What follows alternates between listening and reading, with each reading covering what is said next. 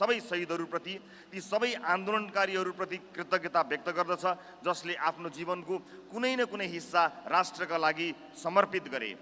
हामी पुराना राजनीतिक दलहरूका व्यथिति र विकृतिको भण्डाफोर गरेर यहाँ आइपुगेका हौँ, तर इतिहासलाई मेटाउने, विकृत गर्ने वा राजनीतिक स्वार्थका लागि अपमान गर्ने अकृतज्ञतालाई रासोपामा कुनै स्थान हुने छैन। यो बलिदानमाथि राजनीति गर्ने र शहीदको भागभण्डा गर्ने पार्टी हुने छैन। कसैले श्रेय पाउँछ भनेर एक शताब्दीभन्दा लामो निरङ्कुश शासन विरुद्ध आवाज उठाएको 2007 सालको क्रान्ति हाम्रा लागि कम पवित्र छैन। उपलब्धिको जस जोसुकैले पाए पनि 46 सालको आन्दोलनप्रति हामीलाई सम्मान र गर्व छ। 62-63 को आन्दोलन र त्यसका सार्थक उपलब्धिको रक्षा गर्दै बलिदानको अवमूल्यन हुन दिने छैनौँ। महिला, दलित, मधेसी, जनजाति, आदिवासी आन्दोलनहरूको बलिदान र समावेशितामा त्यसको ऐतिहासिक योगदान धेरै पुरानो पनि भएको छैन। हामी इतिहासका कृतज्ञ उत्तराधिकारी हुन चाहन्छौँ। केही महिना अघि मात्र युवा आह्वानमा भएको ऐतिहासिक जेन्जी विद्रोहको चेतना र ऊर्जा समेत हाम्रो आगामी यात्राको मार्गदर्शक बन्नेछ। आजको उपलब्धि, चेतना र परिवर्तनको आधार तयार गरेका हिजोका त्याग, सङ्घर्ष र योगदानलाई उच्च सम्मान गर्दै हामी यो सङ्कल्प गर्दछौँ कि कुनै बलिदान खेर जाने छैन। भविष्यले न्याय, सुशासन, समावेशिता र समृद्धि पर्खेको छ। हामी देशलाई त्यहाँ पुर्याउँछौँ। 4 वर्षमा शून्यबाट सिंहदरबारसम्म। आज यो ऐतिहासिक दस्तावेजमा म यो तथ्य रेकर्ड गराउन चाहन्छु कि हामी राजनीतिमा किन आयौँ। यसको जवाफले हामीलाई लक्ष्यबाट विचलित हुन दिने छैन। रासोपा स्थापना कालका सबैजसो साथीहरूले कुनै परम्परागत राजनीतिक पृष्ठभूमि थिएन। हामीहरू सञ्चार, कर्म लगायत विभिन्न पेसा, क्षेत्र र समाजका विभिन्न तहमा सक्रिय थियौँ, जहाँबाट राज्यलाई प्रश्न गर्न, झकझक्याउन र सुधारका लागि दबाव सृजना गर्न सकिन्छ भन्ने विश्वास थियो। तर समयसँगै हामीले थाहा पायौँ राज्य संरचना न सुन्न चाहने ठाउँमा छ न सुन्न सक्ने। सत्ता केन्द्रित राजनीति, भ्रष्टाचार र जवाफदेहिताको कमी, खुला अवसरवाद र अस्थिर गठबन्धन अनि बिचौलियाको जगजगी लोकतन्त्रलाई नेतातन्त्रले चपाइरहेको थियो, नेतातन्त्रलाई बिचौलियाले नचाइरहेको थियो। हामीले सोच्यौँ परिवर्तनलाई बाहिरबाट होइन, भित्रै प्रवेश गरेर सम्भव बनाउनुपर्छ। त्यसैले हामीले प्रणाली भित्रै प्रवेश गरी त्यसलाई सुधार्ने, पुनः संरचना गर्ने र क्रमशः सफा गर्ने विकल्प रोज्यौँ।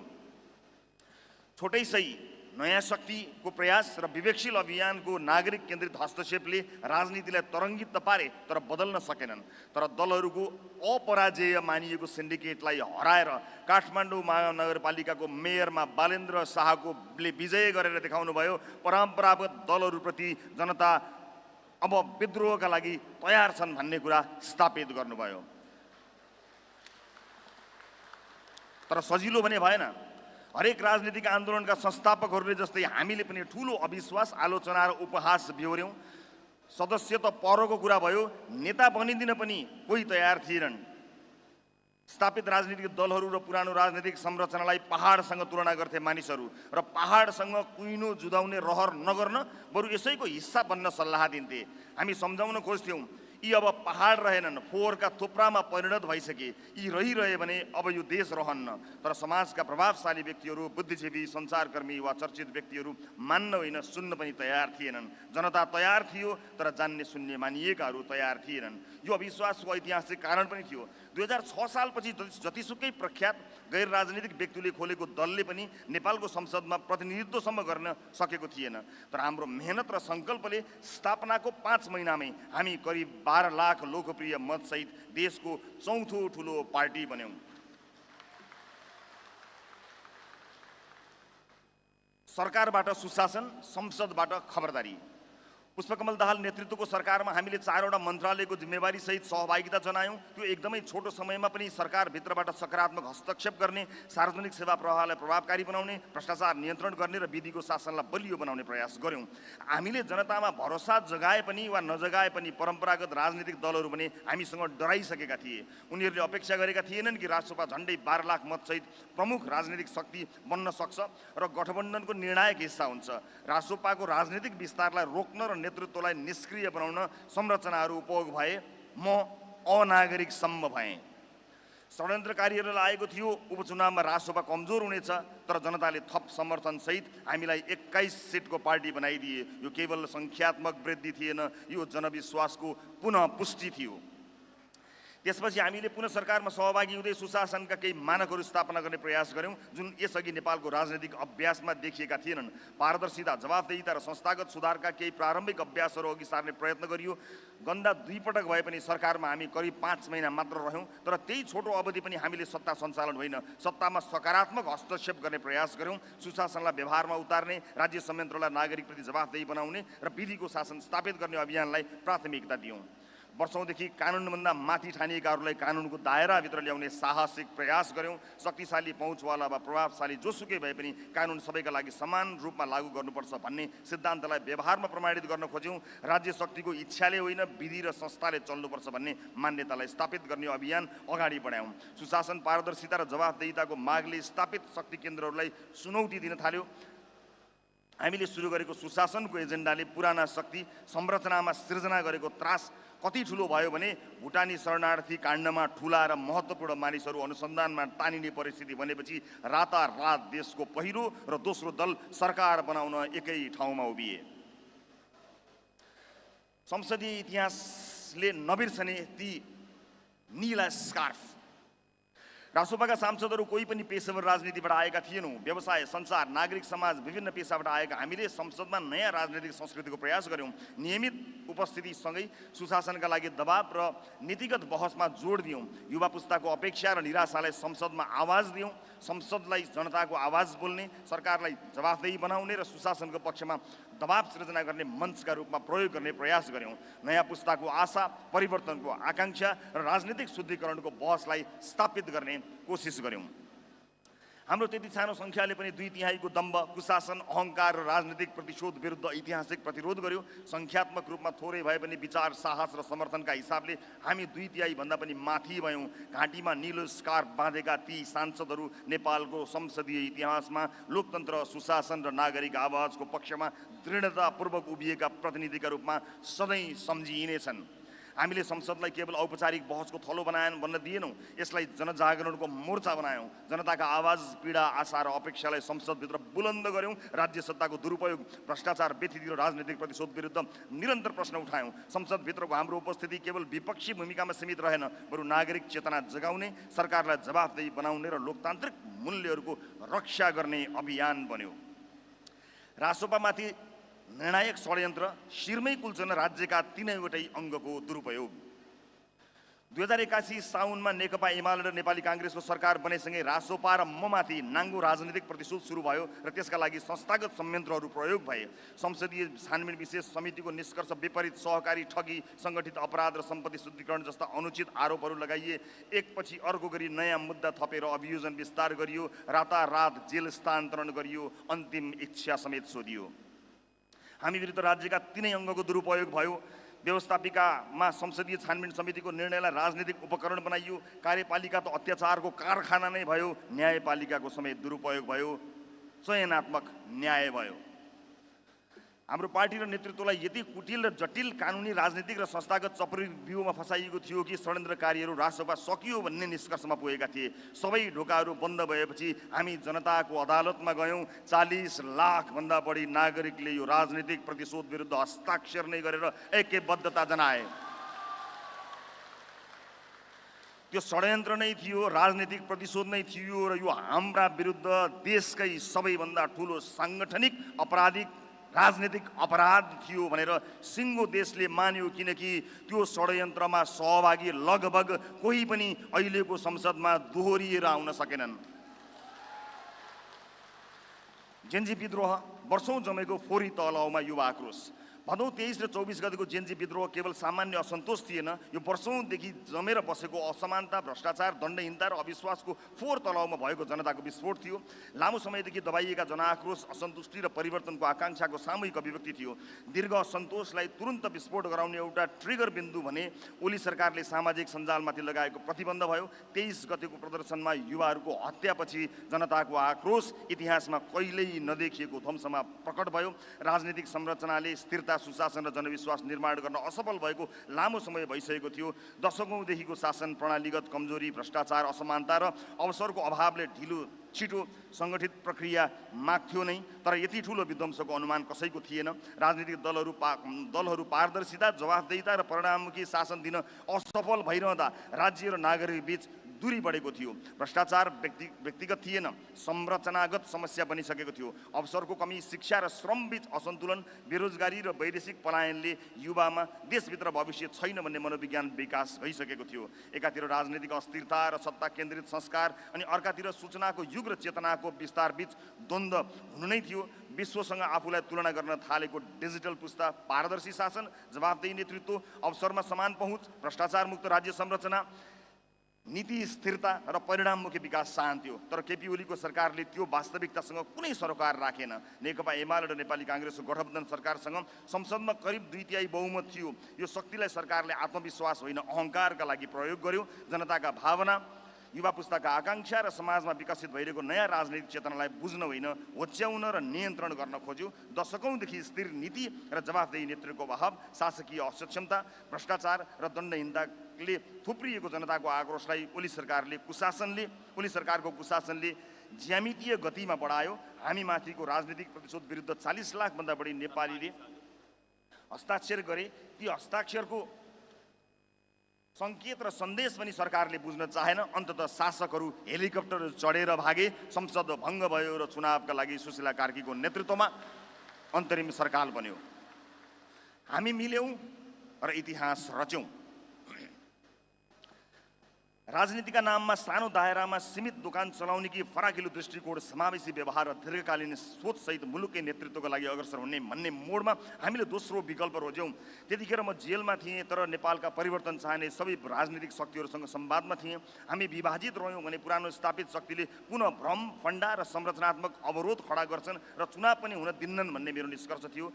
म जेलबाट बाहिर आएपछि विभिन्न वैकल्पिक धारहरू, सुशासन, समानता र परिवर्तनका पक्षधरहरूलाई एकै ठाउँमा ल्याउने पहल अझ तेज भयो। ऐतिहासिक लिगेसी भएका विवेकशील आन्दोलनका साथीहरू, वैकल्पिक राजनीति आन्दोलनसँग जोडिएका समूहहरू, स्थानीय सुशासन सक्रिय नेतृत्वहरू, सामाजिक न्यायका आन्दोलनहरूमा का साथीहरू, थरुवट आन्दोलनका प्रतिनिधिहरू, दलित आन्दोलनका साथीहरू, सबैसँग साझा राजनीतिक भविष्यका लागि विस्तृत संवाद भयो। राष्ट्रिय स्वतन्त्र पार्टीलाई एकता र समायोजनको मार्गमा अगाडि बढाइयो, जसले पार्टीको दायरा मात्र होइन, यसको वैचारिक गहिराई र सामाजिक आधारले विस्तार गर्यो। वैकल्पिक राजनीतिक आन्दोलनका अग्रज उज्जवल थापाको अगुवाईमा सुरु भएको वैकल्पिक राजनीति आन्दोलनको विरासत रासोपाको पुँजी भयो। उज्यालो नेपाल पार्टीको एउटा समूह, नयाँ शक्तिका संस्थापक केही नेता, नागरिक उन्मुक्तिको प्रभावशाली समूह, हाम्रो पार्टी नेपाल तथा थरुवट थारुवान आन्दोलनका विभिन्न हिस्साको समायोजनले पनि रासोपाको आकार बढायो। अवज्ञा र विद्रोहको प्रतीक बन्नुभएका, कुशासनसँग एक्लै लड्ने साहस देखाउनुभएका, काठमाडौँ महानगरको नेतृत्व मार्फत विकास निर्माणको भूमिका निर्वाह गर्नुभएका, जेएनजी आन्दोलनका क्रममा प्रधानमन्त्रीको प्रस्ताव समेत अस्वीकार गरेर नैतिक मानक कायम गर्नुभएका बालेन शाह र उहाँ आबद्ध स्वतन्त्र साथीहरूसँगको समायोजनले देशमा ठुलो तरङ्ग ल्यायो। विभिन्न वैकल्पिक धार, आन्दोलन र नेतृत्वहरूको यो समायोजन केवल राजनीतिक गठबन्धन थिएन, बरु सुशासनको साझा दृष्टि, भ्रष्टाचार विरुद्धको साझा सङ्घर्ष, युवा पुस्ताको प्रतिनिधित्व र प्रणालीगत परिवर्तनको साझा प्रतिबद्धता थियो। यस एकीकृत प्रयासको परिणामस्वरूप भएको निर्वाचनमा जनताले अभूतपूर्व समर्थन जनाउँदै करिब 2/3 ऐतिहासिक जनादेश प्रदान गरे। विश्व राजनीतिमा पनि 4 वर्षभन्दा कम समयमै कुनै राजनीतिक शक्तिले यस्तो स्तरको सफलता हासिल गरेको उदाहरण दुर्लभ छ। यो केवल चुनावी विजय होइन, यो जनताको परिवर्तनप्रतिको विश्वास, पुराना प्रणालीप्रतिको अस्वीकार र नयाँ राजनीतिक युगको घोषणा हो। हामी अलग अलग हुन्थ्यौँ भने यो सम्भव हुने थिएन। अब यो जनादेशलाई केवल राजनीतिक विजयका रूपमा होइन, बरु सुशासन, पारदर्शिता र प्रणालीगत सुधारको वास्तविक शासन अभ्यासमा रूपान्तरण गर्ने ऐतिहासिक जिम्मेवारी हाम्रो काँधमा आएको छ। विश्वास रोपिएको र आशा जगाइरहेको सरकार, पार्टी वरिष्ठ नेता बालेन्द्र शाहको नेतृत्वमा रासोपाको सरकार बनेको धेरै भएको छैन, तर सरकारका नीतिगत र प्रशासनिक पहलहरू सुशासन, पारदर्शिता, जवाफदेहिता र विकास केन्द्रित राज्य संरचनाको दिशामा अग्रसर छन्। हालैका बजेट र नीति कार्यक्रमका सुधारले दीर्घकालीन रूपमा राज्यको संस्थागत क्षमता, नागरिक विश्वास र लोकतान्त्रिक प्रणालीको सुदृढीकरणमा योगदान पुर्याएका छन्। सुशासन सुदृढीकरण र सेवा प्रवाह सुधार, सरकारले सार्वजनिक सेवा प्रवाहलाई प्रभावकारी, छरितो र पारदर्शी बनाउन विभिन्न प्रशासनिक तथा डिजिटल सुधारहरूको थालनी गरेको छ। सरकारी सेवा प्रणालीमा रहेको ढिलासुस्ती, प्रक्रियागत जटिलता र अनावश्यक मध्यस्थता घटाउने उद्देश्यसहित सेवा प्रवाह सुधारलाई प्राथमिकता दिएको छ। यसले नागरिक राज्य सम्बन्धलाई थप प्रत्यक्ष, सहज र उत्तरदायी बनाउने आधार तयार गरेको छ। दण्डहीनताको अन्त्य र कानुनी शासन। जेएनजी आन्दोलनका क्रममा भएका घटनामा संलग्न व्यक्तिहरूलाई कानुनी दायरामा ल्याउने प्रक्रिया अगाडि बढाइएको छ। राज्यमा विद्यमान दण्डहीनताको संस्कृतिलाई अन्त्य गर्ने र कानुन सबैका लागि समान हुन्छ भन्ने सिद्धान्तलाई व्यवहारमा लागू गर्ने सरकारको यो कदमले न्यायप्रतिको जनअपेक्षा सम्बोधन गरेको छ। उच्चपदस्थ व्यक्तिहरूको सम्पत्ति छानबिन। पूर्व तथा वर्तमान उच्चपदस्थ व्यक्तिहरूको सम्पत्ति छानबिन गर्न उच्चस्तरीय आयोग गठन गरिएको छ। यसले राज्य सञ्चालनमा पारदर्शिता, उत्तरदायित्व र जवाफदेहितालाई संस्थागत गर्नेछ। यसले दीर्घकालीन रूपमा भ्रष्टाचार नियन्त्रण र सार्वजनिक विश्वास पुनर्स्थापनाको आधार तयार गर्नेछ। संविधान संशोधन र नीतिगत परामर्श। संविधान संशोधनका लागि सुझाव सङ्कलन गर्न कार्यदल गठन गरी सरोकारवालाहरूसँग परामर्श प्रक्रिया अगाडि बढाइएको छ। संविधानलाई समयानुकूल, व्यावहारिक र समावेशी बनाउन विविध राजनीतिक, सामाजिक र नागरिक दृष्टिकोण समेट्दै दीर्घकालीन संवैधानिक सुधारको आधार तयार गर्न सरकार कटिबद्ध रहेको देखिन्छ। राजनीतिक नियुक्ति सुधार र संस्थागत दक्षता। विगतमा भएका विवादास्पद राजनीतिक नियुक्तिहरू खारेज गरी योग्यतामा आधारित प्रतिस्पर्धात्मक नियुक्ति प्रक्रिया सुरु गरिएको छ। सार्वजनिक संस्थाहरूलाई पेशागत, निष्पक्ष र दक्षतामुखी बनाउन अनि संस्थागत विश्वास र प्रशासनिक क्षमतामा सुधार ल्याउन यो महत्त्वपूर्ण कदम हुनेछ। सहकारी पीडितलाई राहत र वित्तीय सुधार। सहकारीमा बचत गरेका साना बचतकर्ताहरूको रकम फिर्ता गराउने प्रक्रिया सुरु भइसकेको छ। यसले पीडित नागरिकलाई प्रत्यक्ष राहत प्रदान गर्दै वित्तीय प्रणालीप्रति विश्वास पुनर्स्थापना गर्नेछ। वित्तीय अनुशासन र बचतकर्ताको सुरक्षा सुनिश्चित गर्ने दिशामा यो महत्त्वपूर्ण नीतिगत पहल हो। सार्वजनिक सम्पत्ति संरक्षण। सरकारी तथा सार्वजनिक जग्गा संरक्षणका लागि सम्बन्धित आयोगहरूको प्रतिवेदन कार्यान्वयनमा ल्याइएको छ। यसले सार्वजनिक सम्पत्तिको अतिक्रमण रोक्ने, राज्य स्रोतको दुरुपयोग नियन्त्रण गर्ने र दीर्घकालीन सम्पत्ति व्यवस्थापन सुधार गर्ने उद्देश्य बोकेको छ। बिचौलिया नियन्त्रण र पारदर्शिता। राजनीतिक पहुँच वा शक्ति प्रयोग गरी प्रभाव जमाउने बिचौलिया प्रवृत्ति विरुद्ध कानुनी कारबाही अघि बढाइएको छ। यसले राज्य संयन्त्रलाई पारदर्शी, निष्पक्ष र जवाफदेही बनाउने दिशामा कठोर सन्देश दिएको छ। अव्यवस्थित बसोबासी व्यवस्थापन। अव्यवस्थित बसोबासीको पुनर्स्थापना तथा लालपूर्जा वितरण प्रक्रियाका लागि तयारी थालिएको छ। यसले भूमिहीन तथा आवासविहीन नागरिकलाई दीर्घकालीन रूपमा समाधान दिनेछ। विकास आयोजनामा तीव्रता। वर्षौंदेखि अवरुद्ध रहेका विकास आयोजनाहरूलाई गति दिइएको छ। यसले आर्थिक गतिविधि विस्तार, रोजगारी सृजना र विकासको प्रत्यक्ष लाभ जनस्तरसम्म पुर्याएको छ। रासोपाको वैचारिकी, सामाजिक लोकतन्त्र। एकतरी आलोचक हुनुहुन्छ जो कहिल्यै हाम्रा दस्तावेज नहेरी सधैँ भन्नुहुन्छ कि रासोपासँग विचार छैन। हो, हामी परम्परागत वामपन्थी वा दक्षिणपन्थी होइनौँ र जानी बुझी त्यो राजनीतिक ध्रुवीकरणमा सीमित छैनौँ। कुनै पनि कठोर वैचारिक चौघेरालाई होइन, हामी व्यवहारिक, विवेक सम्बद्ध, आवश्यकता र यथार्थमा आधारित दृष्टिकोणलाई प्राथमिकता दिन्छौँ। पुराना वैचारिक ढाँचाहरूले मानव समाजलाई दिएको ऐतिहासिक योगदान, अनुभव र सकारात्मक अभ्यासलाई हामी सम्मान गर्छौँ, तर तिनलाई व्यवहारिक उपयोगिता र सामाजिक न्यायको तुलोमा चाहिँ जोख्छौँ। निजी क्षेत्रको प्रोत्साहन, लगानी मैत्री वातावरण र प्रतिस्पर्धामा हामी कसैलाई दक्षिणपन्थी लगाउँला? आधारभूत स्वास्थ्य सेवा र शिक्षा सबै नागरिकका लागि राज्यको सुनिश्चित गर्नुपर्छ भन्दा वामपन्थी देखिउँला? स्टार्टअप, निजी उद्यम र बजार स्वतन्त्रतालाई प्रोत्साहनले हामीलाई नदेखाएको वामपन्थी श्रमिक अधिकार, न्यूनतम ज्याला र सामाजिक सुरक्षा ग्यारेन्टीले देखाउला। हामी राज्य, समाज र अर्थतन्त्रलाई कुनै एकल वैचारिक ढाँचाबाट होइन, मिश्रित, सन्तुलित र परिस्थिति अनुकूल दृष्टिकोणबाट अगाडि बढाउनुपर्छ भन्ने मान्यता राख्छौँ। हामी आँखा जचाएर चस्मा बनाउनुपर्छ भन्छौँ, चस्मा अनुसारको आँखा होइन। प्रिय प्रतिनिधि मित्रहरू, अब म प्रस्तावित नीति विचारबारे संक्षेपमा चर्चा गर्छु। स्थापनाको घोषणा गर्दा हामीले संवैधानिक समाजवादलाई पार्टीको सिद्धान्त बनाउने निधो गरेका थियौँ र घोषणापत्रमा भनिएको थियो विधिको शासन मार्फत नेपालको संविधानले परिकल्पना गरे अनुसारको समाज स्थापना गर्नु नै संवैधानिक समाजवाद हो।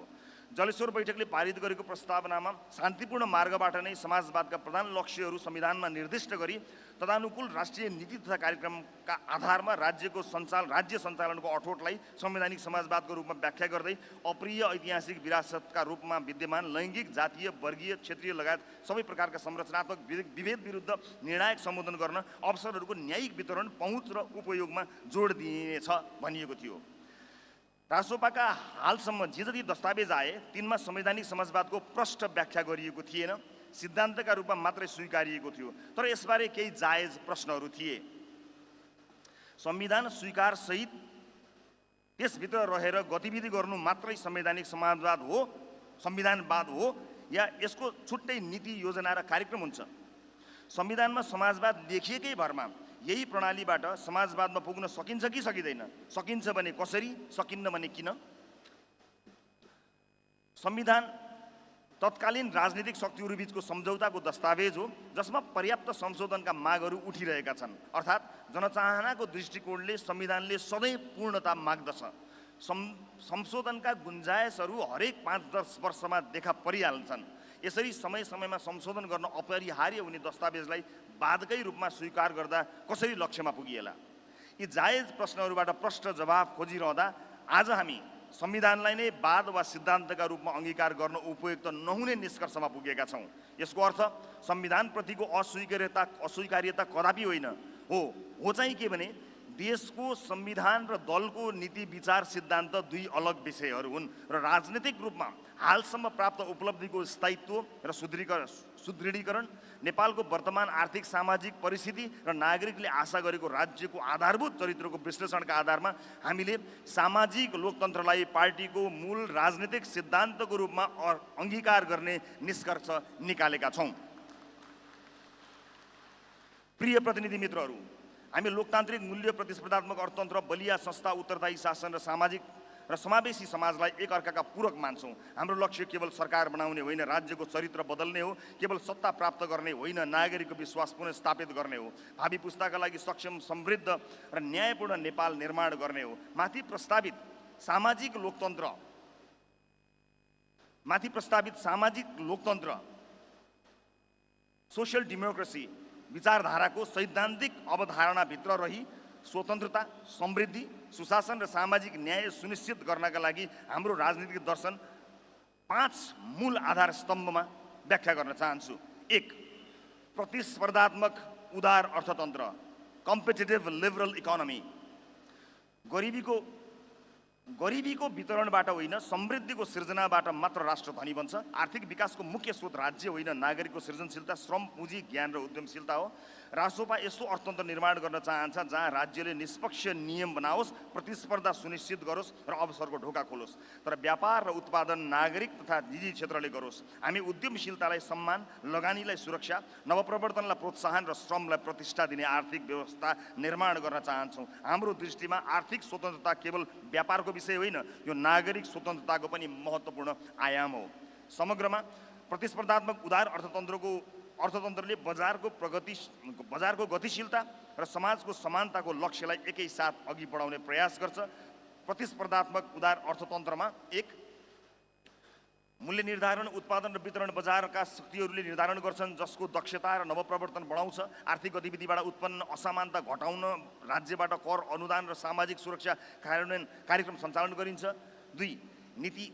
निजी स्वामित्वको मान्यता, उद्यमशीलता, लगानी र निजी सम्पत्तिको अधिकारलाई प्रोत्साहन गरिन्छ। एकाधिकार, कार्टेल र बजार दुरुपयोग रोक्न कानुनी तथा संस्थागत नियमन गरिन्छ।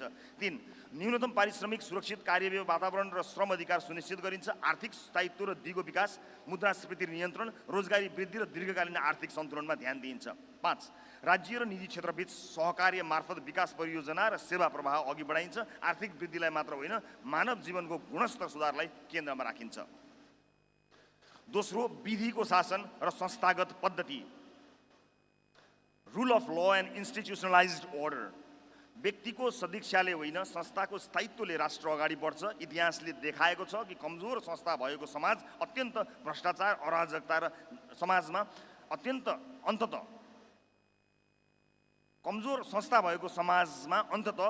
अराजकता र निराशा बढ्छ। नेपालमा संस्थाहरूलाई राजनीतिक दल, गुट वा व्यक्तिको प्रभावबाट मुक्त गर्न नसक्दा लोकतन्त्रप्रतिको जनविश्वास कमजोर भएको छ। रासोपाको विश्वास छ कि कानुन सबैका लागि समान हुनुपर्छ। न्याय, प्रशासन, सुरक्षा निकाय तथा संवैधानिक संस्थाहरूले राजनीतिक प्रभावभन्दा माथि उठेर काम गर्न सक्नुपर्छ।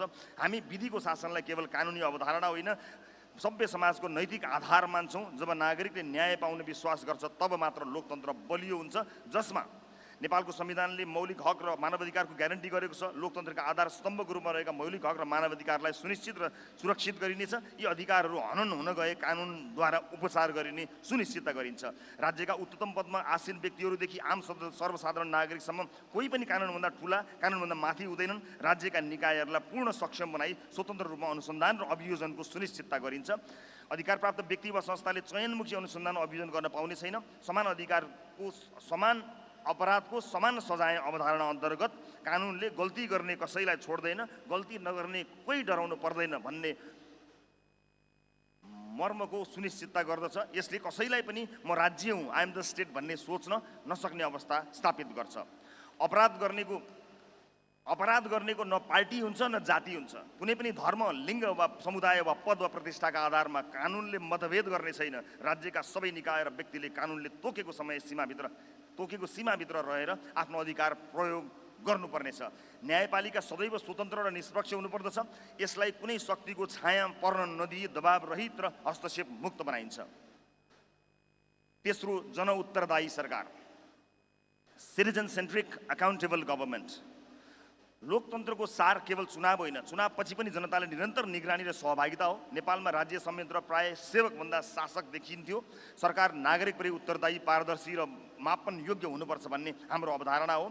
हरेक सार्वजनिक खर्च, हरेक नीति, हरेक निर्णय जनताले हेर्न, बुझ्न र मूल्याङ्कन गर्न पाउनुपर्छ।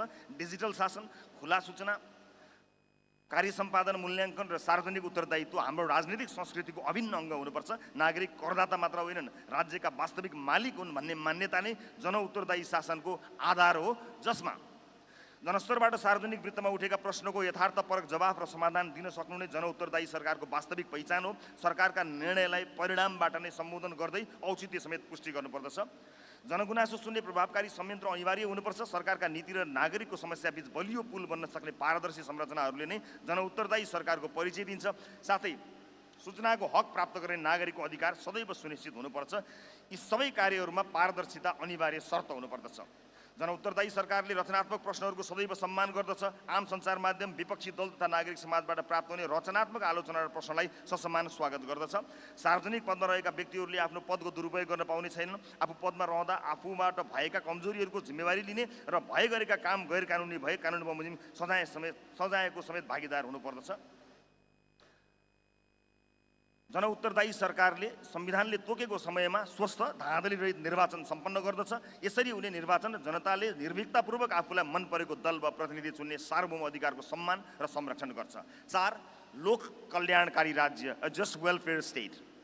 हामी न त अनियन्त्रित बजारवादमा विश्वास गर्छौँ, न त राज्य नियन्त्रित अर्थतन्त्रमा। आर्थिक स्वतन्त्रता हामी न त अनियन्त्रित बजारवादमा विश्वास गर्छौँ, न त राज्य नियन्त्रित अर्थतन्त्रमा। आर्थिक स्वतन्त्रतासँगै सामाजिक सुरक्षा र समान अवसरको प्रत्याभूति आवश्यक छ। कुनै बालकको भविष्य उसको जन्मस्थान, जात, लिङ्ग वा पारिवारिक आयले निर्धारण गर्नु हुँदैन। शिक्षा, स्वास्थ्य, सुरक्षा र न्यूनतम सम्मानजनक जीवन नागरिकको अधिकार हो। रासोपाले लोक कल्याणकारी राज्यलाई दान वा कृपाको विषय मान्दैन। यो सामाजिक न्यायको आधार हो। राज्यले नागरिकलाई निर्भर बनाउने होइन, सक्षम बनाउने भूमिका खेल्नुपर्छ। त्यसैले हाम्रो कल्याणकारी अवधारणा उत्पादन, सिप, रोजगार र आत्मनिर्भरतासँग जोडिएको हुनेछ। लोक कल्याणकारी राज्यको मूल धारणा के हो भने राज्य केवल शान्ति र सुरक्षा कायम गर्ने निकाय मात्र होइन, नागरिकको शिक्षा, स्वास्थ्य, रोजगारी, सामाजिक सुरक्षा र न्यूनतम जीवनस्तर सुनिश्चित गर्ने जिम्मेवार संरचना पनि हो। यसका लागि सरकारले कर सङ्कलन गरी विभिन्न सामाजिक सुरक्षा कार्यक्रमहरू जस्तै बेरोजगारी भत्ता, वृद्ध अवस्था पेन्सन, निशुल्क वा सहुलियतपूर्ण स्वास्थ्य सेवा र शिक्षा सञ्चालन गर्छ। यस अवधारणाले आर्थिक विकाससँगै सामाजिक न्याय र समान अवसरलाई जोड दिन्छ। कमजोर, विपन्न र जोखिममा रहेका समूहको संरक्षण यसको प्राथमिकता हुनेछ। आज विश्वका धेरै विकसित देशहरूमा लोक कल्याणकारी राज्य विभिन्न स्वरूपमा लागू छन्। यद्यपि यसको सफल कार्यान्वयनका लागि सन्तुलित कर प्रणाली, पारदर्शी शासन र आर्थिक स्रोतको दिगो व्यवस्थापन आवश्यक हुन्छ। समग्रमा लोक कल्याणकारी राज्यले नागरिकको गरिमा, सुरक्षा र अवसर सुनिश्चित गर्दै समावेशी र न्यायपूर्ण समाज निर्माण गर्ने लक्ष्य राख्छ। लोक कल्याणकारी राज्यमा शिक्षा, स्वास्थ्य, आवास, खाद्य सुरक्षा जस्ता न्यूनतम आवश्यकतामा राज्यको सक्रिय भूमिका हुन्छ। बेरोजगारी भत्ता, वृद्ध भत्ता, अपाङ्गता सहायता, पेन्सन जस्ता कार्यक्रम मार्फत जोखिममा रहेका नागरिकलाई संरक्षण गरिन्छ। धनी, गरिब, सहर, ग्रामीण वा विभिन्न वर्गबीच अवसर खाडल घटाउने नीति अपनाइन्छ। कर प्रणाली मार्फत धनीबाट बढी कर सङ्कलन, धनी विपन्न वर्गमा सामाजिक सेवा, धनीबाट सङ्कलन गरिएको कर विपन्न वर्गमा सामाजिक सेवामा विस्तार गरिन्छ। गुणस्तरीय र सुलभ सार्वजनिक सेवा उपलब्ध गराउन राज्यले ठूलो लगानी गर्छ। न्यूनतम ज्याला सुरक्षित कार्य वातावरण र श्रमिकको अधिकार सुनिश्चित गरिन्छ। राज्यको मुख्य उद्देश्य केवल सुरक्षा होइन, नागरिकको जीवनस्तर सुधार गर्नु। विभिन्न वर्ग, क्षेत्र, लिङ्ग र समुदायलाई विकास प्रक्रियामा समेटिन्छ। बजार असफलता भएका क्षेत्रमा राज्यले प्रत्यक्ष हस्तक्षेप गर्छ। नागरिकलाई केवल आर्थिक इकाइ होइन, सम्मानित मानवको रूपमा व्यवहार गरिन्छ। र अन्तिम 5, समन्यायिक समावेशी समाज, equitable and inclusive society. Nepal अनेक पहिचानहरूको साझा राष्ट्र हो। हाम्रो विविधता विभाजनको आधार होइन, साझा समृद्धिको स्रोत हो। रासोपाले समान अवसरमा आधारित समन्यायिक समावेशी समाज निर्माणको पक्ष लिन्छ। हामी कुनै समुदायको विशेषाधिकार वा कुनै समुदायको बहिष्करण दुवैको विरोध गर्छौँ। हाम्रो लक्ष्य प्रतिनिधित्व मात्र होइन, वास्तविक सशक्तिकरण हो। हामी विश्वास गर्छौँ कि सामाजिक न्यायको अर्थ समाजलाई टुक्र्याउनु होइन, ऐतिहासिक रूपमा पछाडि परेका समुदायलाई अगाडि ल्याएर सबैलाई समान अवसरको मैदान उपलब्ध गराउनु हो। यसले ऐतिहासिक रूपमा पछाडि पारिएका समूह, महिला, दलित, जनजाति, मधेसी, थारू, मुस्लिम, अपाङ्गता भएका व्यक्तित्व, सीमान्तकृत समुदायको आवाजलाई समान महत्त्व दिन्छ। समावेशी लोकतन्त्रको मूल आधार समान अवसर, सामाजिक न्याय र प्रतिनिधित्वको सुनिश्चितता हो। केवल कानुनी व्यवस्था मात्र पर्याप्त हुँदैन, व्यवहारमा पनि पहुँच, सहभागिता र सम्मान सुनिश्चित हुनुपर्छ। राज्यका सबै निकायमा विविधताको प्रतिनिधित्व हुँदा नीति निर्माण अधिक यथार्थपरक र जनमैत्री बन्छ। अन्ततः समन्यायिक समावेशी समाजको अवधारणाले विभाजन होइन एकता, बहिष्करण होइन सहभागिता र असमानता होइन समानताको आधारमा समाज निर्माण गर्छ। जब हरेक नागरिकले आफू राज्यको अङ्ग भएको अनुभूत गर्छ, तब मात्र लोकतन्त्र समृद्ध र दिगो बन्छ। हामीले परिकल्पना गरेको समन्यायिक समावेशी समाजमा राज्यका सबै तह र निकायमा विभिन्न जाति, लिङ्ग, क्षेत्र र समुदायको न्यायोचित सहभागिता सुनिश्चित हुन्छ। शिक्षा, स्वास्थ्य, रोजगारी र राजनीतिक पहुँचमा सबै नागरिकलाई बराबर अवसर प्रदान गरिनेछ। ऐतिहासिक रूपमा पछाडि परेका समुदायलाई विशेष व्यवस्था मार्फत सशक्त बनाइन्छ। नीति निर्माणदेखि कार्यान्वयनसम्म सबै वर्गको अर्थपूर्ण सहभागिता हुन्छ। विभेद, असमानता र अन्याय हटाउँदै न्यायपूर्ण समाज निर्माणमा जोड दिइन्छ। सबै भाषा, संस्कृति, धर्म र परम्पराको संरक्षण र सम्मान गरिन्छ। शासन प्रणाली खुला, जवाफदेही र जनमुखी हुन्छ। सबै नागरिक कानुनको नजरमा समान हुन्छन् र कानुन निष्पक्ष रूपमा लागू हुन्छ। नीतिहरू विविध समुदायको आवश्यकता र यथार्थलाई समेटेर बनाइन्छन्। विविधता बीच सहअस्तित्व, सद्भाव र सहकार्यलाई प्रवर्धन गरिन्छ। यी विस्तृत व्याख्यासँगै रासोपाको वैचारिकमा अस्पष्टता छ भन्ने कुराको पूर्ण खारेजी हुने कुरामा म विश्वस्त छु।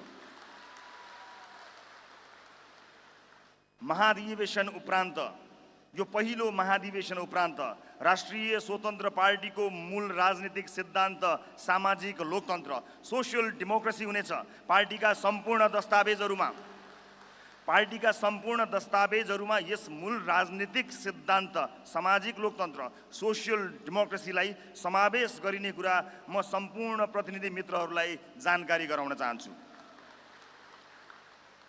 प्रिय प्रतिनिधि मित्रहरू, हाम्रो आर्थिक दृष्टिकोण, सामाजिक न्याय सहितको उदार लोकतान्त्रिक समृद्धि।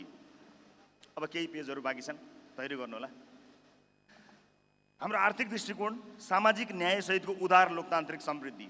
राष्ट्रिय स्वतन्त्र पार्टी नेपाली राज्य र समाजलाई बहुलवादी लोकतन्त्र, विधिको शासन, नागरिक स्वतन्त्रता र सामाजिक न्यायका आधारमा पुनर्संरचना गर्दै समतामूलक समृद्धिमा लैजान प्रतिबद्ध छ। हाम्रो राजनीतिक दर्शन व्यक्तिगत स्वतन्त्रता र सामाजिक उत्तरदायित्व अनि प्रतिस्पर्धा र अवसरको समान पहुँच बीचको सन्तुलनमा आधारित छ। सामाजिक न्याय सहितको उदार अर्थतन्त्र र सामाजिक बजार अर्थव्यवस्था हाम्रो आर्थिक मार्गदर्शक सिद्धान्त हो। हाम्रा लागि लोकतन्त्र केवल राजनीतिक अधिकारको विषय होइन, यो आर्थिक अवसर, सामाजिक गतिशीलता र सम्मानजनक जीवनयापनको सुनिश्चितता पनि हो। राज्यको भूमिका नागरिकमाथि नियन्त्रणको विस्तार होइन, नागरिकको क्षमता विकास, अवसरहरूको सृजना र सामाजिक सुरक्षाको प्रत्याभूति हुनुपर्छ।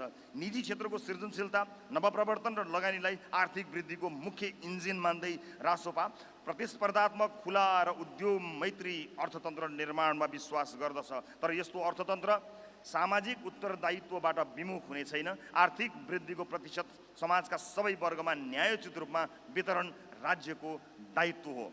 रासोपाले प्रवर्तन गर्ने सामाजिक बजार अर्थतन्त्रले बजारको दक्षता र सामाजिक न्यायको उद्देश्यलाई जोड्नेछ। यस अवधारणा अन्तर्गत राज्यले उत्पादन र व्यापार सञ्चालन गर्ने होइन, बरु निष्पक्ष नियम निर्माण गर्ने, स्वच्छ प्रतिस्पर्धा सुनिश्चित गर्ने तथा सार्वजनिक शिक्षा, स्वास्थ्य, सामाजिक सुरक्षा, आवास, पूर्वाधार र अवसरको समान पहुँच मार्फत नागरिकको जीवनस्तर उकास्ने भूमिका निर्वाह गर्दछ। यसरी निर्माण हुने लोक कल्याणकारी राज्यको उद्देश्य समान परिणाम होइन, समान अवसर सुनिश्चित गर्नु हो। हामी मान्छौँ कि आर्थिक वृद्धि सामाजिक रूपान्तरणको अपरिहार्य आधार हो। गरिबी निवारण, रोजगारी विस्तार, मानव विकास र सामाजिक सुरक्षाको दिगोपन आर्थिक समृद्धि बिना सम्भव हुँदैन। त्यसैले उत्पादकत्व वृद्धि, पुँजी निर्माण, प्रविधि हस्तान्तरण, नवप्रवर्तन र उद्यमशीलताको विस्तारलाई राष्ट्रिय प्राथमिकताका रूपमा स्थापित गर्नु छ। जोखिम उठाएर गरिने निजी लगानी तथा सक्षम सार्वजनिक सहजीकरणबाट सृजित आर्थिक ऊर्जा नै दीर्घकालीन समृद्धिको मूल स्रोत हो। नेपालको वर्तमान अर्थतन्त्र उच्च उत्पादन लागत, कमजोर संस्थागत क्षमता, जटिल नियमनकारी संरचना र सीमित अन्तर्राष्ट्रिय पहुँचका कारण प्रतिस्पर्धात्मक बन्न सकेको छैन। रासोपा यस अवस्थालाई बदल्न व्यापक संरचनात्मक सुधारको पक्षमा छ। प्रशासनिक झन्झटको अन्त्य, नीतिगत स्थिरता, डिजिटल शासन, कर प्रणालीको सरलीकरण, लगानी संरक्षण तथा न्यायिक विश्वसनीयताको सुदृढीकरण मार्फत नेपाललाई दक्षिण एसियाकै आकर्षक लगानी गन्तव्य बनाउने हाम्रो लक्ष्य छ। हामी खुला विश्व अर्थतन्त्रसँग आत्मनिर्भर सम्बन्धमा विश्वास गर्छौँ। नेपालले आफ्ना सापेक्षिक लाभका क्षेत्र स्वच्छ ऊर्जा, हरित औद्योगिकरण, कृषि पर्यटन, सूचना प्रविधि तथा डिजिटल सेवामा प्रतिस्पर्धात्मक क्षमता विकास गर्नुपर्छ। विदेशी तथा स्वदेशी लगानीलाई समान अवसर प्रदान गर्दै उत्पादन, निर्यात र रोजगारी विस्तारका लागि आवश्यक कानुनीता संस्थागत सुधारहरू गर्न जरुरी छ। हरित विकास, प्रविधि मैत्री उद्योग र ज्ञानका आधारमा अर्थतन्त्र नै 21औं शताब्दीको नेपाली समृद्धिको आधार बन्नेछ भन्ने हाम्रो विश्वास छ। विश्वभर फैलिएको नेपाली डायस्पोरालाई हामी नेपालको आर्थिक तथा सामाजिक रूपान्तरणको महत्त्वपूर्ण साझेदार मान्दछौँ। गैर आवश्यक नेपालीहरूको ज्ञान, सिप, पुँजी र अन्तर्राष्ट्रिय सञ्जाललाई राष्ट्रिय विकाससँग जोड्न उनीहरूलाई पूर्ण आर्थिक, सामाजिक र लगानी सहितको अधिकार दिनुपर्छ भन्ने हाम्रो स्पष्ट मान्यता छ। रासपाको आर्थिक दृष्टिकोणको अन्तिम लक्ष्य केवल कुल ग्रस्त उत्पादन जीडीपी वृद्धि होइन, बरु स्वतन्त्र, सक्षम, सुरक्षित र सम्मानित नागरिकको निर्माण हो। आर्थिक समृद्धि र सामाजिक न्याय परस्पर विरोधी होइनन्, बरु एकअर्काका पूरक हुन्। उद्यमशीलता, नवप्रवर्तन र प्रतिस्पर्धाबाट सृजित समृद्धिलाई सामाजिक उत्तरदायित्व र न्यायपूर्ण अवसर वितरणसँग जोड्दै समृद्ध, समावेशी र आधुनिक नेपालको निर्माण गर्नु नै राष्ट्रिय स्वतन्त्र पार्टीको आर्थिक सङ्कल्प हो। हाम्रो परराष्ट्र नीति, विकास कूटनीति र वैश्विक मञ्चमा जीवन्त उपस्थिति। राष्ट्रिय स्वतन्त्र पार्टीका लागि परराष्ट्र नीति राष्ट्रिय सार्वभौमिकता, आर्थिक समृद्धि, नागरिक हित र अन्तर्राष्ट्रिय सम्मानको प्रवर्धन गर्ने रणनीतिक साधन हो। नेपालको संविधानले परिभाषित गरेका राष्ट्रिय हित, स्वतन्त्रता, सार्वभौमिकता, भौगोलिक अखण्डता, राष्ट्रिय स्वाभिमान, सीमाको सुरक्षा, नागरिकको हक हित तथा आर्थिक समुन्नतिलाई परराष्ट्र नीतिको आधारभूत मार्गदर्शक मान्दै रासोपा स्वतन्त्र, सन्तुलित र राष्ट्रहित केन्द्रित परराष्ट्र नीतिमा प्रतिबद्ध छ। हामी संयुक्त राष्ट्र सङ्घको बडापत्र, पञ्चशीलका सिद्धान्त, असंलग्न आन्दोलनहरूको भावना, अन्तर्राष्ट्रिय कानुन तथा विश्व शान्तिका सार्वभौम मान्यताप्रति प्रतिबद्ध रहँदै बदलिँदो विश्व व्यवस्थाको यथार्थलाई समेत आत्मसात गर्नेछौँ। हाम्रो दृष्टिमा परराष्ट्र नीति केवल कूटनीतिक सम्बन्ध व्यवस्थापनको विषय होइन, बरु राष्ट्रिय विकास, आर्थिक रूपान्तरण, लगानी आकर्षण, व्यापार विस्तार, प्रविधि हस्तान्तरण र अन्तर्राष्ट्रिय साझेदारीको माध्यम पनि हो। त्यसैले रासोपाले परम्परागत शक्ति केन्द्रित कूटनीतिभन्दा विकास कूटनीति, डेभलपमेन्ट डिप्लोमेसीलाई परराष्ट्र नीतिको केन्द्रमा स्थापित गर्ने लक्ष्य राखेको छ। नेपाल भूराजनीतिक दृष्टिले विश्वका दुई उदाउँदा र आर्थिक तथा रणनीतिक शक्तिहरू भारत र चीनको बीचमा अवस्थित छ। यो भौगोलिक अवस्थालाई कमजोरी होइन, अवसरका रूपमा उपयोग गर्नुपर्छ र गर्न सकिन्छ भन्नेमा रासोपा विश्वस्त छ। हामी नेपाललाई प्रतिस्पर्धी प्रभाव क्षेत्रको निष्क्रिय मैदान होइन, दक्षिण एसिया र हिमालय क्षेत्रलाई जोड्ने आर्थिक, सांस्कृतिक, व्यापारिक तथा मानवीय सम्पर्कको जीवन्त पुलका रूपमा विकास गर्ने दीर्घकालीन दृष्टिकोण राख्दछौँ। हाम्रा छिमेकी राष्ट्रहरूसँगको सम्बन्ध पारस्परिक सम्मान, समानता, विश्वास र साझा हितमा आधारित हुनेछन्। भारत र चीन दुवैसँग सन्तुलित, स्थिर र व्यावहारिक सम्बन्ध कायम गर्दै व्यापार, पूर्वाधार, ऊर्जा, पर्यटन, शिक्षा, प्रविधि तथा क्षेत्रीय कनेक्टिभिटीका क्षेत्रमा सहकार्य विस्तार हाम्रो प्राथमिकता हो। सीमा व्यवस्थापन, सीमा विवाद तथा ऐतिहासिक सन्धि सम्झौताका विषयलाई भावनात्मक बहस होइन, तथ्य, प्रमाण, अन्तर्राष्ट्रिय अभ्यास र संस्थागत संवाद मार्फत समाधान खोज्न हामी प्रतिबद्ध छौँ, कटिबद्ध छौँ। रासोपा विश्वका सबै मित्र राष्ट्रहरूसँग राष्ट्रिय हित, पारस्परिक लाभ र सार्वभौमिक समानताका आधारमा सम्बन्ध विस्तार गर्ने पक्षमा छ। कुनै पनि शक्ति केन्द्रप्रति अनावश्यक झुकाव वा निर्भरता होइन, बरु विविध साझेदारी, रणनीतिक सन्तुलन र स्वायत्त निर्णय क्षमता मार्फत नेपालको अन्तर्राष्ट्रिय भूमिका सुदृढ गर्नुपर्छ भन्ने हाम्रो मान्यता छ। बदलिँदो विश्व परिवेशमा जलवायु परिवर्तन, ऊर्जा सुरक्षा, आपूर्ति श्रृङ्खला, प्रविधि शासन, साइबर सुरक्षा र आप्रवासन जस्ता नयाँ अन्तर्राष्ट्रिय मुद्दामा नेपाललाई सक्रिय र प्रभावकारी आवाजका रूपमा स्थापित गर्न हामी प्रतिबद्ध छौँ। विश्वभर फैलिएका नेपालीहरू नेपालको सौम्य शक्ति, सफ्ट पावरका सबैभन्दा महत्त्वपूर्ण स्रोत हुन्। रासोपा नेपाली डायस्पोरालाई केवल रेमिट्यान्सको स्रोतका रूपमा होइन, ज्ञान, सिप, नवप्रवर्तन, लगानी, अन्तर्राष्ट्रिय अनुभव र विश्वव्यापी सञ्जालको वाहकका रूपमा हेर्दछ। विदेश स्थित नेपालीहरूको बौद्धिक, आर्थिक र सामाजिक पुँजीलाई राष्ट्रिय विकाससँग जोड्न विशेष कूटनीतिक तथा नीतिगत संयन्त्र निर्माण हाम्रो प्राथमिकता हुनेछ। गैर-आवासीय नेपालीहरूको नेपालसँगको सम्बन्धलाई अझ मजबुत बनाउँदै उनीहरूको ज्ञान, प्रविधि, लगानी र अनुभवलाई राष्ट्रिय समृद्धिको अभियानमा परिचालित गर्न रासोपाले पुलको काम गर्नेछ। हामी विश्वास गर्छौँ कि 21औं शताब्दीको सफल परराष्ट्र नीति केवल सीमाको रक्षा गर्ने नीति होइन, अवसरको खोजी गर्ने साझेदारी। हामी विश्वास गर्छौँ कि 21औं शताब्दीको सफल परराष्ट्र नीति केवल सीमाको रक्षा गर्ने नीति मात्र होइन, अवसरको खोजी गर्ने, साझेदारी निर्माण गर्ने र विश्वमञ्चमा राष्ट्रको सम्मान तथा प्रभाव विस्तार गर्ने समेत नीति हो। त्यसैले रासोपाको परराष्ट्र नीति राष्ट्रिय स्वाभिमान र आर्थिक यथार्थवादको संयोजनमा आधारित हुनेछ, जहाँ सार्वभौमिकता सुरक्षित हुनेछ, राष्ट्रहित प्रवर्तित हुनेछ र नेपाल विश्व समुदायमा आत्मविश्वासी, सक्रिय तथा जीवन्त उपस्थितिका साथ उभिनेछ। हालैको मेरो भारत भ्रमण र परराष्ट्र मन्त्रीको भारत र चीन भ्रमणले हाम्रो सोच, प्राथमिकतालाई वैश्विक मञ्चमा देखाइ पनि सकेको छ। संविधान संशोधन हाम्रो फरक धारणा।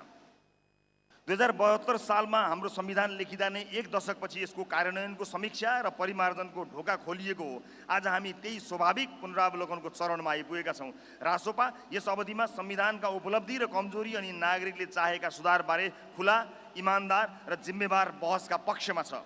संविधानमाथि हाम्रा केही फरक धारणा छन् जुन हामीले पार्टी स्थापनादेखि नै राख्दै आएका छौँ। हामी स्थिर नेतृत्व र स्पष्ट जिम्मेवारी सहितको प्रत्यक्ष निर्वाचित कार्यकारीका पक्षमा छौँ। हामी अहिलेको अत्यन्त महँगो निर्वाचन प्रणालीको सट्टा पूर्ण समानुपातिक निर्वाचन प्रणालीका पक्षमा छौँ, जसले सबै समुदायको प्रतिनिधित्व सुनिश्चित गरोस्। हामी अहिलेको राष्ट्रिय सभालाई गैर दलीय विशेषज्ञ सभा बनाउन र उपराष्ट्रपतिलाई सभाध्यक्ष बनाउने पक्षमा छौँ। त्यसै गरी हामी प्रदेश सभा र प्रदेश सरकारको पनि पुनर्संरचनाको पक्षमा छौँ।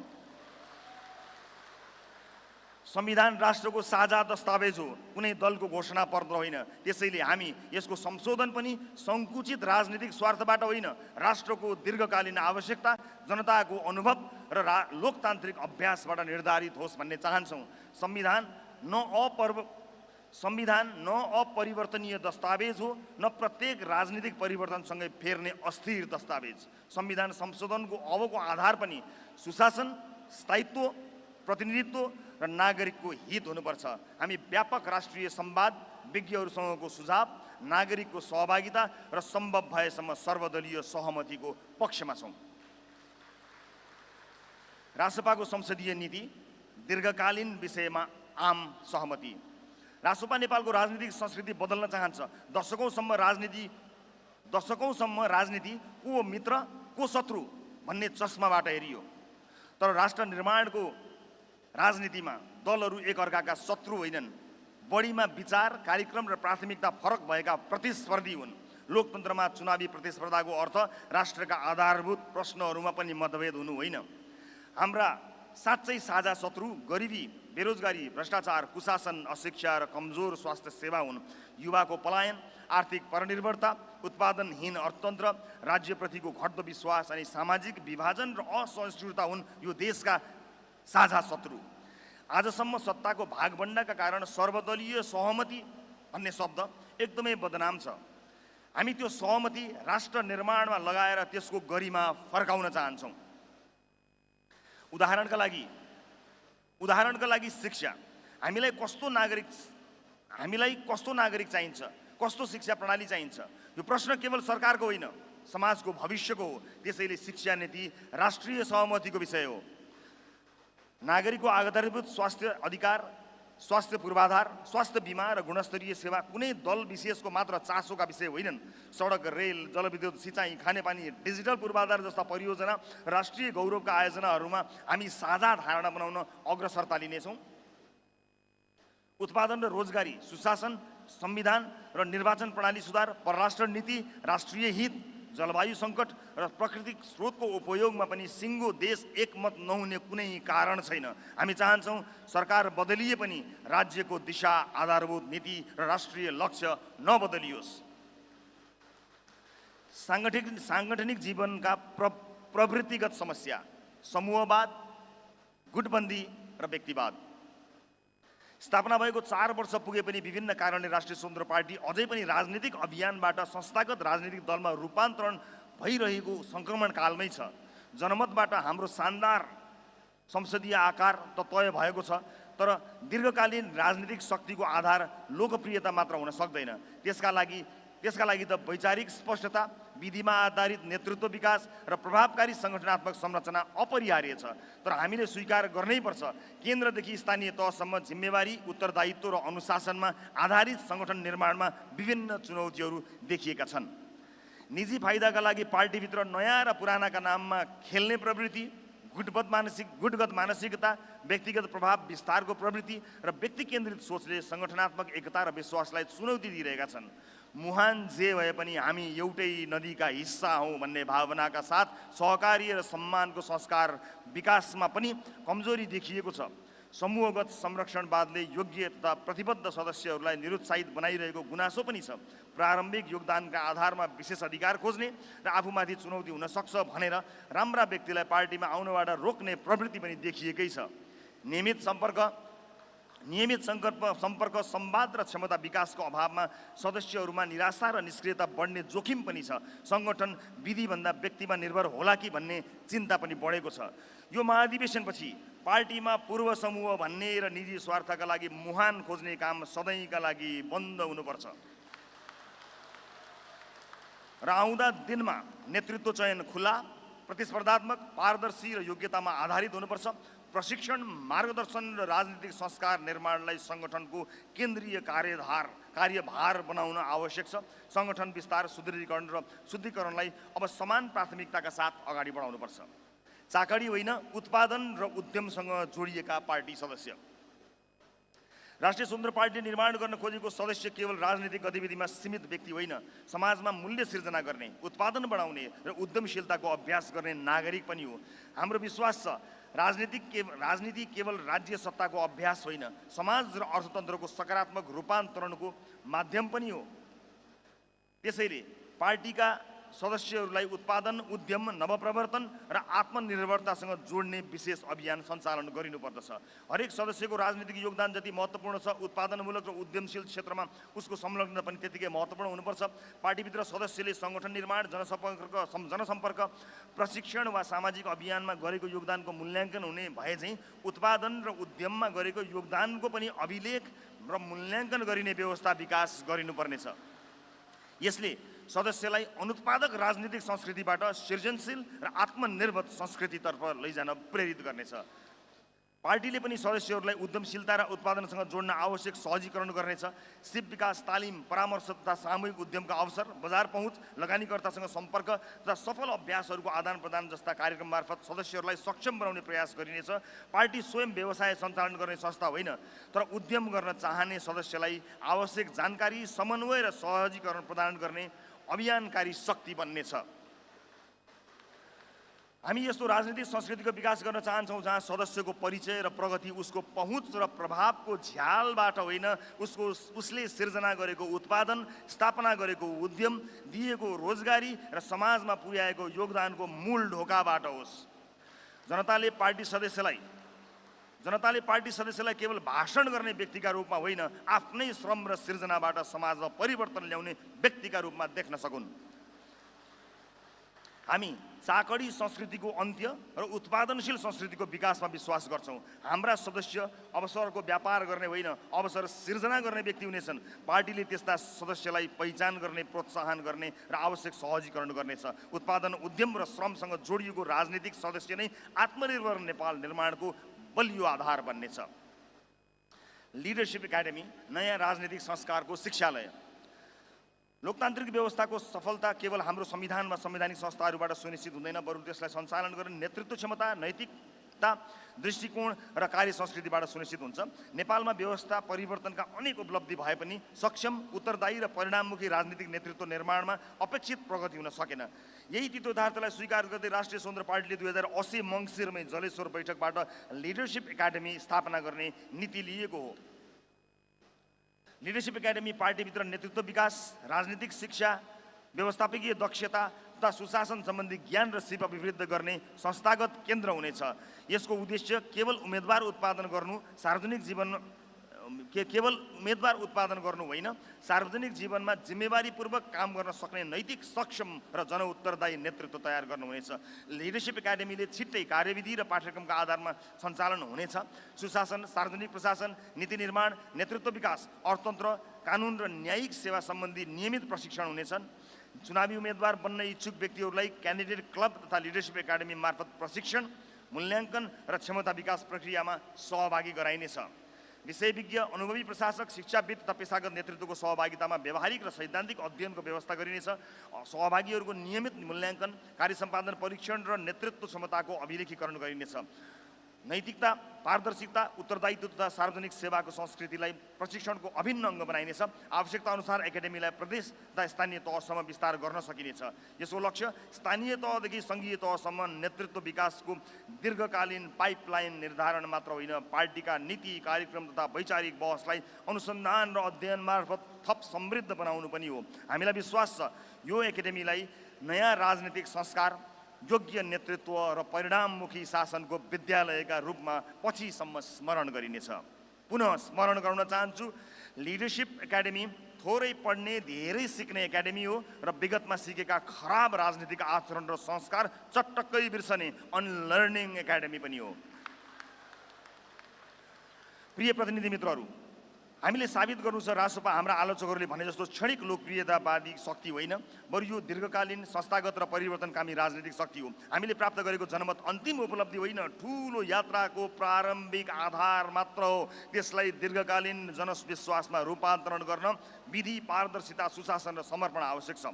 पार्टीमा वास्तविक सुधार त्यति बेला सम्भव छ जब व्यक्तिभन्दा विधि, मभन्दा हामी र स्वार्थभन्दा साझा उद्देश्य माथि राख्ने संस्कार विकसित हुन्छ।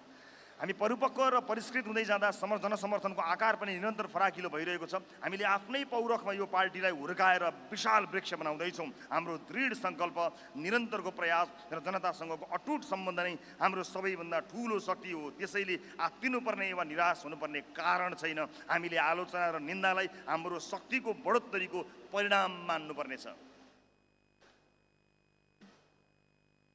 बरु अब पहिलेभन्दा अझ बढी ऊर्जाका साथ अगाडि बढ्ने बेला आएको छ।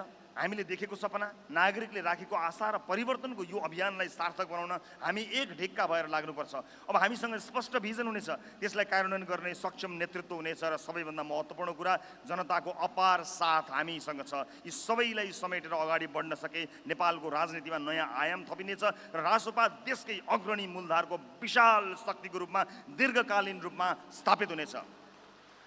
प्रिय प्रतिनिधि मित्रहरू, राष्ट्रिय स्वतन्त्र पार्टीलाई छोटो समयमै नेपाली राजनीतिको अग्रपङ्क्तिमा ल्याउन अतुलनीय योगदान पुर्याउने सम्पूर्ण नेताहरू, सङ्गठनमा खटिने कर्मठ सदस्यहरू, देश तथा विदेशमा रहेर निरन्तर साथ दिने शुभेच्छुक, साथै पार्टीले समय समयमा सञ्चालन गरेका विभिन्न अभियानहरूमा सक्रियतापूर्वक सहभागी भई अमूल्य समय र ऊर्जा प्रदान गर्ने सम्पूर्ण महानुभावहरूप्रति हार्दिक धन्यवाद ज्ञापन गर्दछु। तपाईँ हाम्रो अथक प्रयास, दृढ सङ्कल्प र निस्वार्थ सहयोग बिना यहाँसम्मको यात्रा पनि सम्भव नै थिएन। तपाईँहरूकै साथ, समर्थन र सक्रियताले रासोपा नयाँ वैकल्पिक राजनीतिक शक्तिबाट मूलधारको राजनीतिक शक्तिको रूपमा स्थापित भएको छ र सुशासन, पारदर्शिता र विकासको एजेन्डामा जनभावनाको प्रतिनिधित्व गर्दै अगाडि बढेको छ। सीमित कमी कमजोरीलाई सच्याएर रासोपालाई वैकल्पिक होइन, निर्विकल्प राजनीतिक शक्तिका रूपमा उभ्याउने हाम्रो दृढतामा सबै पक्षबाट सकारात्मक प्रतिक्रिया र सहयोग प्राप्त हुने अपेक्षा गरेको छु। अन्त्यमा यस प्रतिवेदनलाई रासोपाको राजनीतिक इतिहासको एउटा महत्त्वपूर्ण टर्निङ पोइन्ट बनाउन, अझै जनमुखी र व्यावहारिक बनाउन यहाँहरूबीच व्यापक र गहन छलफल हुने अपेक्षा राखेको छु। साथै पार्टी सभापतिका रूपमा मैले लिएका निर्णय र गरेका काम कारबाहीबारे समेत रचनात्मक आलोचना सहितको टिप्पणी सुझावको अपेक्षा गरेको छु। पार्टीलाई स्पष्ट दिशानिर्देश गर्न यो पहिलो ऐतिहासिक महाधिवेशन पूर्ण सफल हुनेछ र हामी आन्तरिक प्रतिस्पर्धाका पीडा होइन, थप उत्साहका साथ फर्कनेछौँ भन्ने अपेक्षा सहित यो प्रतिवेदन महाधिवेशनको हल समक्ष पेश गरेको छु। धन्यवाद। जय घण्टी। रवि लामिछाने, सभापति, प्रथम राष्ट्रिय महाधिवेशन, असार 9, 2083।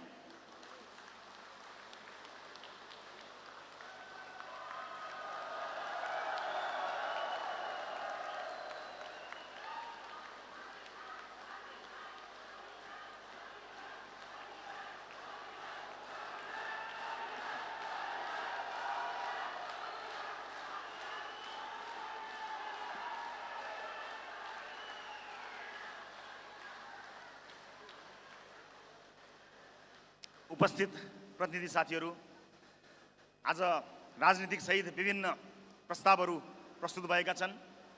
यी प्रस्तावहरूमा यहाँका रचनात्मक सुझावहरू समेटिने कुरा, यहाँले दिनुभएका महत्त्वपूर्ण सुझावहरू आगामी दिनमा पनि समेटिने कुरालाई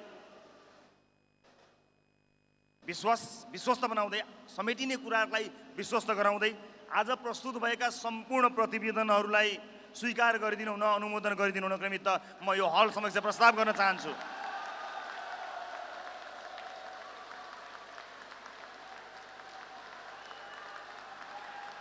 राष्ट्रिय स्वतन्त्र पार्टी, राष्ट्रिय स्वतन्त्र पार्टी, राष्ट्रिय स्वतन्त्र पार्टी। हस्, नमस्ते। जय घण्टी। राष्ट्रिय स्वतन्त्र पार्टीको केन्द्रीय समिति, आयोग र विभाग एवं प्रदेश, जिल्ला, निर्वाचन क्षेत्र, पालिका र प्रवासबाट सहभागी हुनुभएका प्रिय प्रतिनिधि मित्रहरू, तपाईहरूलाई नीलो क्रान्तिको राजधानी, राजनीतिक राजधानी चितवनमा हार्दिक स्वागत छ। रासोपाको उदय